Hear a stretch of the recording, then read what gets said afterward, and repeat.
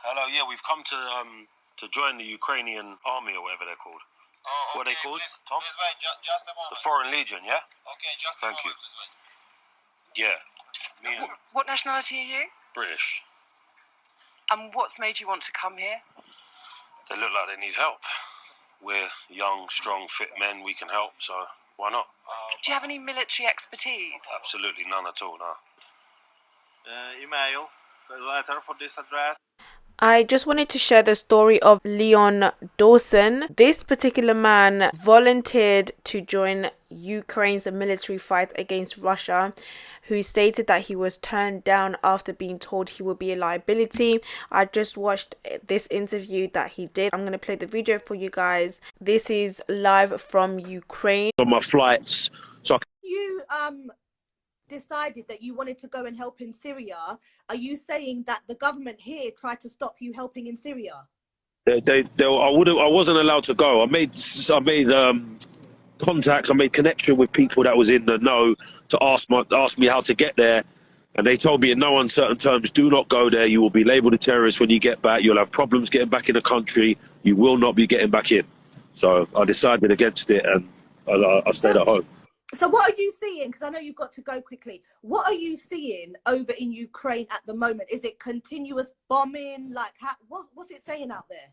No. What people don't realise, again, is the Ukraine is a massive, massive landmass. It's the second biggest landmass in Europe. It's huge. So if there's a bombing going on in one part, you won't hear it in another part. It's huge. It'll be like saying there's a bomb gone off in Birmingham. You're not going to hear that in London.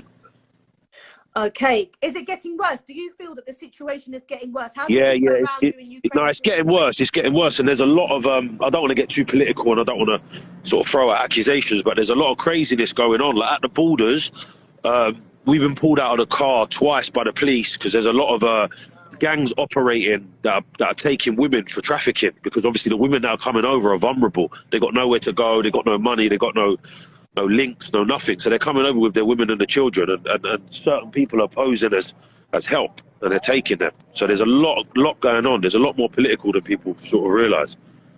Okay, so what are you going to do now? Are you going to make your way back, or are you going to go back over the border into Ukraine? I don't know. Maybe go back over the border tomorrow. Like I said, it's very difficult. What's happening is a lot of Ukrainian people have been armed, so like farmers and stuff. And every time you go over the border, there's little towns, and little towns there's checkpoints. And if you get caught or you're seen driving around in the evening after the curfew, it's basically fair game. Like they can shoot at you, they can do whatever they want to you, basically, because you shouldn't be out after curfew. So unless you're in the queue to get back here, if you're just aimlessly driving around, you're going to be shot at. I'm gonna be following up on him.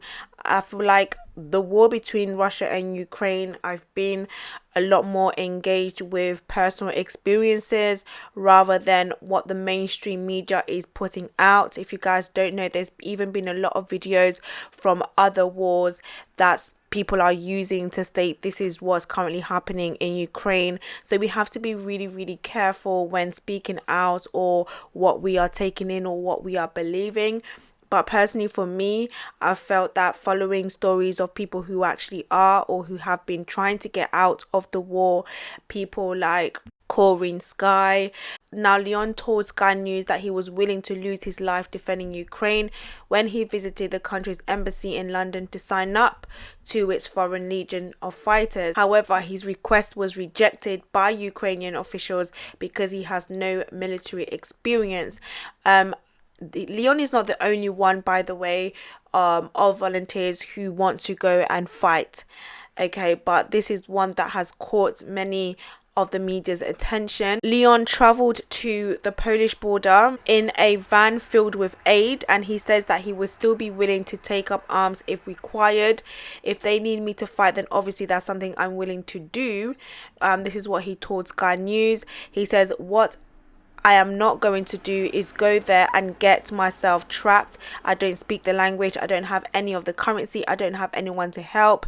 To get trapped there would be obviously very, very bad. I'm trying not to let that happen." He did make a video on his Instagram appeal just for any type of support, charity help, anything like that. I think it's maybe strange to a lot of people that people would do that, but that's like a next level, I think, of compassion that is very lost in the world. I'm definitely going to commend him for his bravery, and I do hope that he comes back. I believe it was in the clip where he was saying that if he went, he was at the risk of not being able to enter back because he would be classified as a terrorist.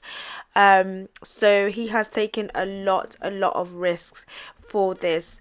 Now, he was one of the several volunteers who spoke to Sky News outside of the Ukrainian embassy. A foreign secretary said she would absolutely support British nationals who choose to go to help fight against the Russian invasion.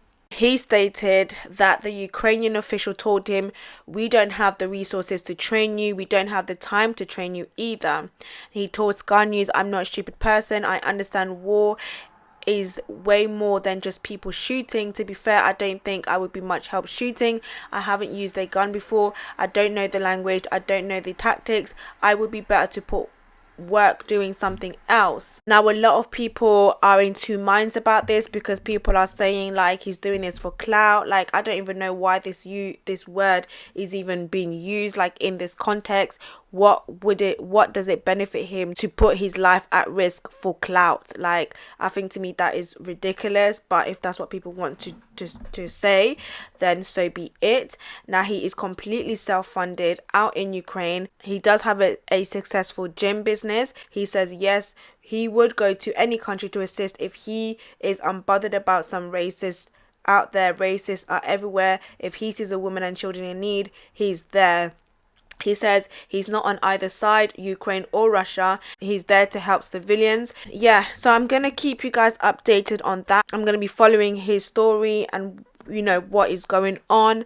And there's not many people out there in the world who would give up their lives for people who they have never met, for a country that they've probably never gone to, or for people that just do not concern them like at all. Like, a lot of people on this side of town who are not connected, who do not feel the effects of the war, literally are just turning a blind eye or just turning their back. So I definitely want to commend him for his bravery. Some people may call it stupidity or for clout, but nobody knows his heart. Nobody knows what he feels like his purpose is in life.